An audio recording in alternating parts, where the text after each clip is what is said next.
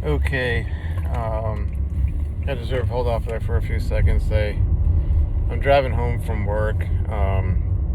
Did about 5 hours of overtime.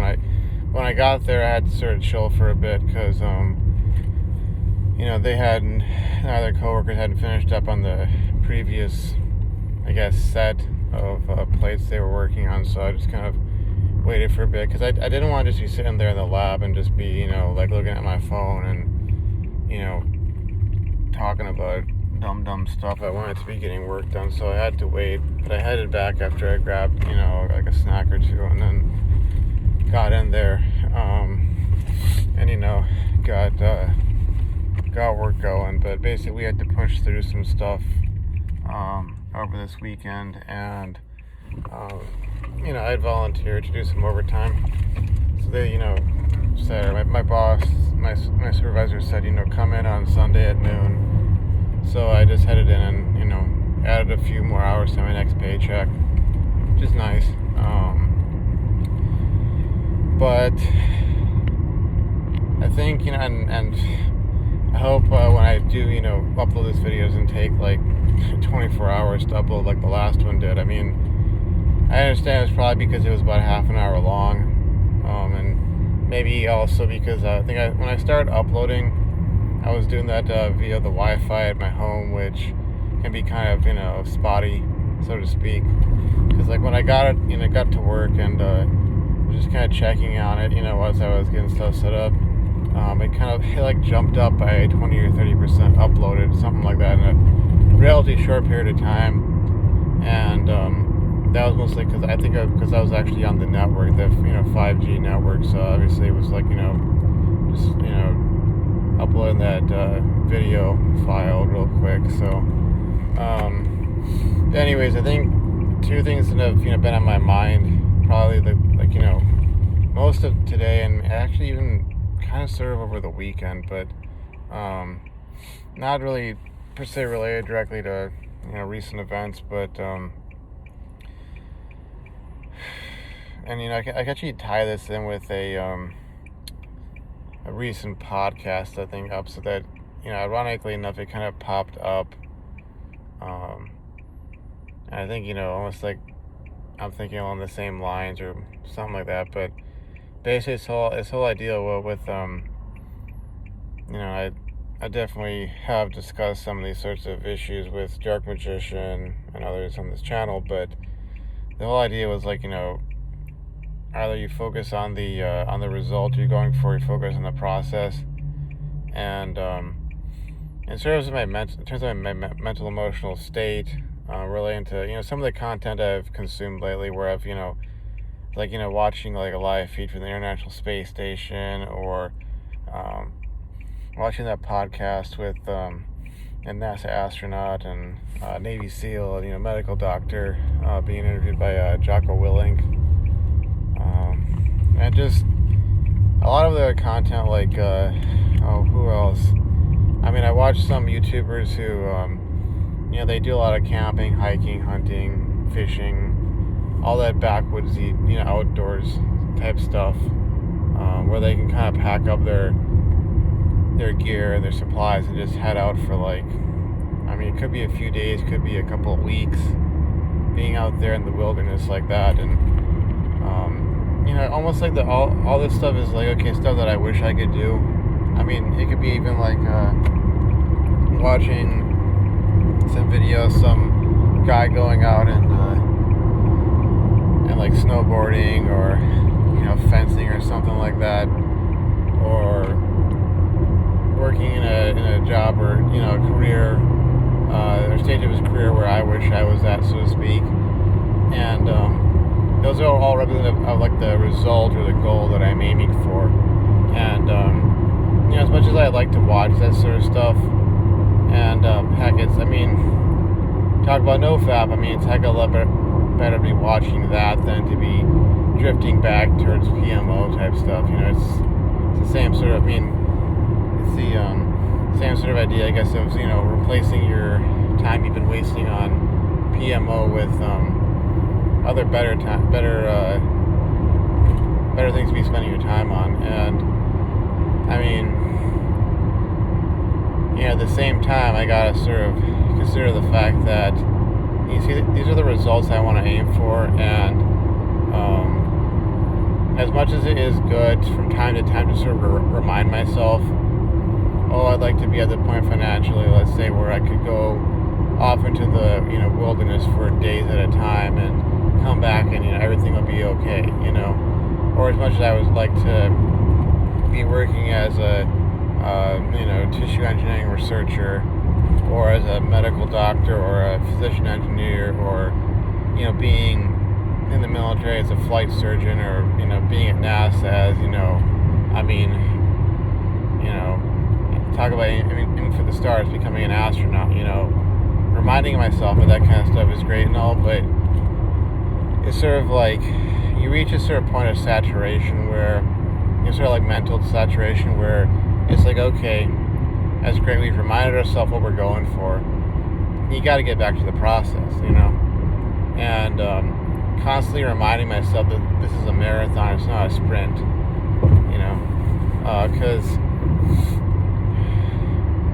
because like the question being, should you focus on the process or should you focus on the result? And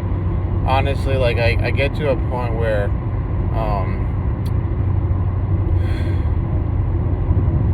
like I guess I'll feel disappointed, I'll feel annoyed or frustrated, or even a bit, I guess you could say, depressive, for lack of a better way of putting it, if I just focus on how great life could be as opposed to where life is at, and just focusing on getting work done, or getting stuff taken care of, and actually making real progress. So yeah, I mean, it's kind of like paying off my debts. Like I could be reading all these stories, or going on YouTube and listening to all these people's stories about how they got out of debt and what life is like now, or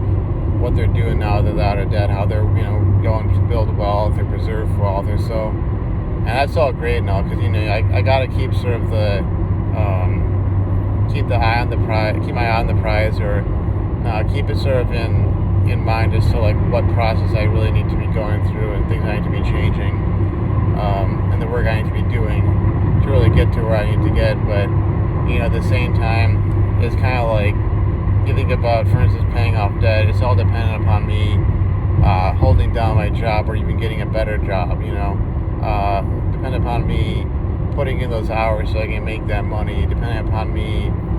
taking care of other things like my education, so that I can get into that graduate program, get that master's degree, which would, that in combination with work experience would be like the key to, let's say, landing a six-figure position where I'm flush with cash, and I can just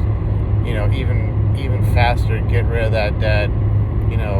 get that emergency fund taken care of, start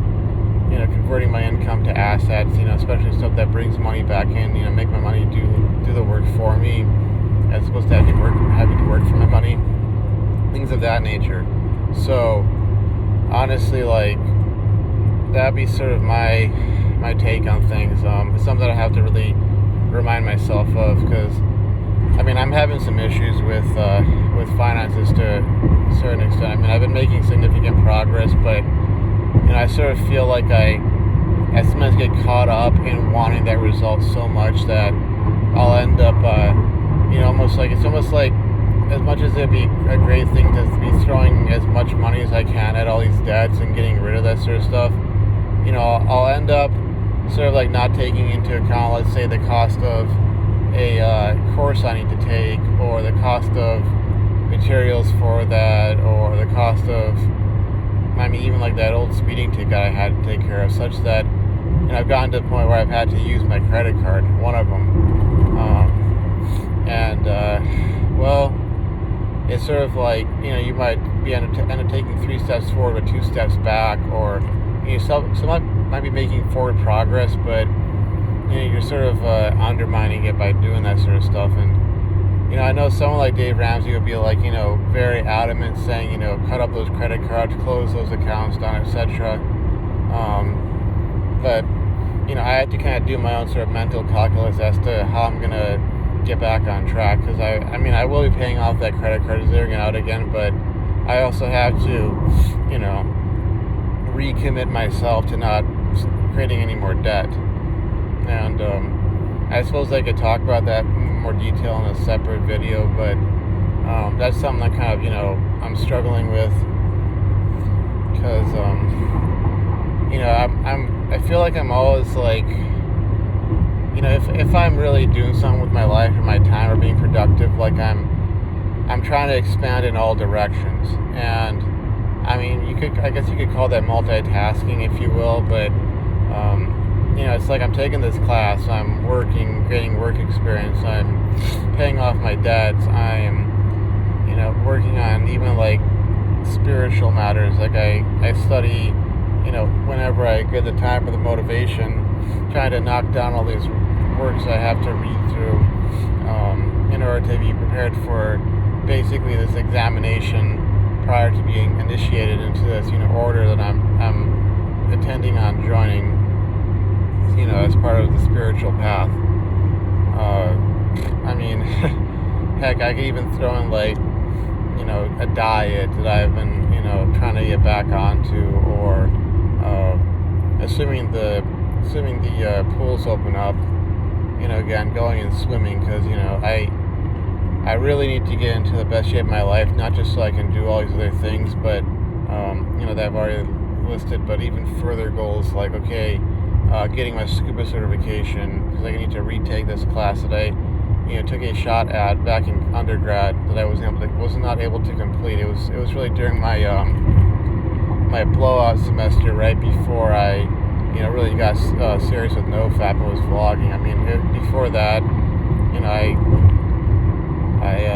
basically flunked that class, and I wasn't able to get my certification for that, and that's something I want to do or need to do. Same thing with, you know, being in tip-top shape so I can really go for that private pilot's license, things of that nature. You know, like I have all these little things I'm working on, so to speak, and you know, maybe that's an issue. Maybe I need to change my approach to a certain extent. But needless to say, like, while it's a good idea to kind of you know, what you call it, like, loop back to it, it's a good idea or a great idea to sort of remind yourself of why you're going for what you're going for, why you're doing what you're doing, while you're going through this whole process. You know, I can see, like, you know, myself and others doing this, ending up in sort of that danger of just sort of mindlessly consuming content that hypes them up without any real result at the end of it all, you know? And it almost becomes like a substitute for, you know, PMO, yeah, in some sense or another. So, I mean,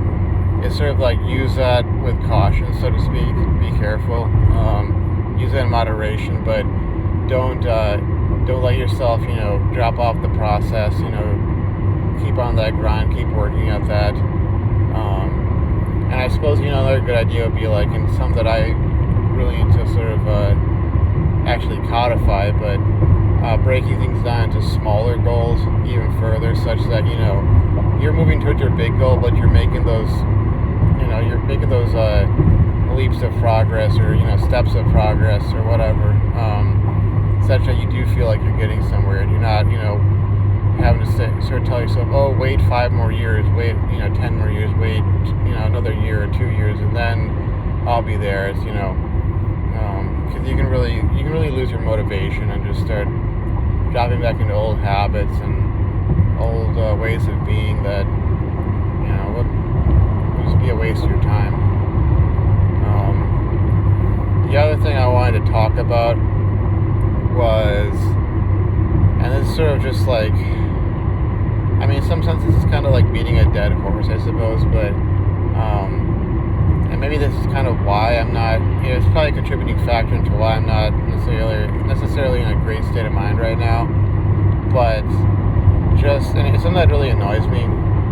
but I end up having sort of a dream about the old ex-girlfriend, and like, almost like me trying to get back with her, which, I mean, I know I wouldn't want to. I mean, there are reasons why I, you know, decided to end the relationship way back when. And, you know, it's sort of like, sort of an example to myself of sort of having to realize that, we have our sort of our perception of reality and what we want things to mean, and we will impute or imbue meaning to things that don't have that meaning or don't have any meaning at all. And it's kind of like with that ex-girlfriend. I mean, there were times where I was really you could say, drenched in desire for her, and she may have to some extent felt that same to myself, but it wasn't on the level that I felt it, or maybe she was able to sort of rationalize away that, and conversations we would have, things of that nature. It was like, all the desire, all the frustration, all the exertion, all that was like, all of the majority of it was really on my end of the picture, and it was kind of like, I think something I had to grapple with a lot was having to deal with like her ability to sort of like zero me out or monkey branch away or just walk away from me, and me looking at that and thinking that there was really something there that wasn't really there, and honestly, it's something that I would not really want to go back to. It's almost like me wanting to go back to this sort of fantasy that was in my mind that really didn't exist, that it was like, it's something that reminds me of an interview that someone did with this Vietnam War veteran, and he was talking about like his ex-girlfriend from back when he'd been drafted and he'd been sent over, and it was like, okay, here's your tour of duty, and once you completed that, assuming you survived, assuming you didn't get shot and killed, then you'd be coming back to the States, and his whole motivation beyond just, okay, the basic human motivation of just not wanting to be dead, not wanting to die, was I had to get back to my girlfriend, and she became less and less of a person, more and more of this idea, more and more this object of, maybe not an object of anything, but sort of this thing that he had to get back to. It was sort of his driving motivation for, I got to get my tour of duty done so I can get back to my girlfriend, sort of thing. And obviously, hypergamy being hypergamy, and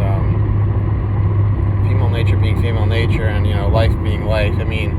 she didn't want anything to do with him. She'd gotten over with him. She'd sort of like consigned him to the dustbin of history. Sort of reconciled herself with the likelihood of his death, or even if he came back, that he might be messed up in the head, in her eyes, messed up in the head. Obviously, like we would, hopefully nowadays, use more understanding terms, and like stuff like saying like PTSD, as opposed to stuff that could be taken as really offensive to someone who's sacrificed for their country. But from her perspective, it'd be like, oh, this guy's messed up in the head, or he's still the same guy he was 6 months or a year ago or 2 years ago or whatever. He obviously doesn't have the means to support me or provide for me or see to my needs, and she'd moved on. She'd let him go, so to speak, and either she'd gone with somebody else, or she was just basically looking for better in her eyes. Even though this was like great guy, and talking with him at that point, I mean, he'd gotten his act together, his life together, even after he came back, and obviously he had the motivation of trying to understand the war itself, and that kind of drove him to pursue greater and greater education, and he ended up landing, I guess, what turned out to be like a professorial position, eventually with tenure and all that, from the sounds of it. And I mean, obviously she gave up on what turned out to be a great guy, as far as even just as far as finances are concerned, but also as far as character is concerned, But, in his mind, like he said, I was trying to get back to my girlfriend. And, as far as she was concerned, I mean, she wasn't trying to get back with him or stay there, kind of like be like Penelope waiting for Odysseus to return after, 20 years, 10 years of the Trojan War and 10 years of, struggling to get back home and surviving all these, obstacles and temptations and all that, She was no Penelope, even though in many ways he was kind of an Odysseus trying to come back after that. Obviously minus the arrogant claim that, he didn't need the gods or whatever the case may have been. But using that as an example to sort of relate back to my own, experience. Obviously I had sort of envisioned things in my mind that while they may have been modeled on or, connected to reality, to some extent it was a very tenuous connection, and any sort of dreams or thoughts I have back to that, especially if there's any sort of fantasizing that goes on and the sort of effects that, that it has, it's particular, you look at it from a Nofap perspective, it's almost like me more so mourning remnants of the old self, the idealistic self that was, driven to pursue this dream state of life of, I'm going to have this wife and 2 or 3 kids and the 2-story house, white picket fence, suburbia, all that kind of stuff. But nowadays confronting sort of reality and, ironically enough, like seeing that there's a lot more hope out there, instead of, or from pursuing a, I guess for lack of a better way of putting it, a red pill reality as opposed to a blue pill fantasy of, the happy wife, happy life kind of a life. So anyways, getting close to, well, I gotta get onto the other freeway and then I gotta take the proper exit. I mean, closest exit, to get back home, and then I'm hoping I can get enough of the homework done. Obviously, like if you saw my last video, I've kind of been a bit behind on things because what happened last week, but want to get as much as I can get done by the end of the day, so that tomorrow I'm not having to really struggle, because got a few hours and I need to actually, I really need to get to bed at a decent hour, because I mean, you start off the week bad, you get bad results, and then it kind of rolls into the next and the next, and like I've gone on about in the past, this whole idea of if you don't run things like a well-oiled, well-maintained, well-calibrated machine, I mean, eventually you end up back in that sort of that lower state of being. And I mean, if you want to relate to Nofap, I mean, what happens when you're in that sort of state of mind where things have kind of fallen apart, you're feeling really overwhelmed and out of control, and what happens? It's kind of a rhetorical question. I mean, it's kind of clear that that's the kind of territory where things like a relapse are increasingly likely, and I do not want to end up in that state, not just because I don't want to relapse, but because of what all that means. It's kind of like when I'll talk about in the positive sense, going towards not scarcity, but abundance, thinking about what it would mean for me to be able to let's say sort of bug out for a week or two and go off into the wilderness and camp and fish and hunt and all that kind of stuff, and come back and not have everything falling apart. What would that mean? Oh, well, it would mean no debt, lots of money, have built all that wealth, blah blah blah sort of thing. Same thing with being in a state of being where I'd feel like life had fallen apart, and end up relapsing to PMO, I'd be like, well, what does that say about where I'd be at in life, or how things were going? I could kind of sum it all up and say, oh, I'd relapsed, or oh, I just got back from a 2-week canoeing trip, or whatever. I wouldn't have to sort of be all verbose about it. It kind of just you kind of know what I meant, how describing sort of my state of life. So anyways, just took the exit and a couple more turns, and I should be able to find a parking spot, hopefully. I mean, it's Sunday, but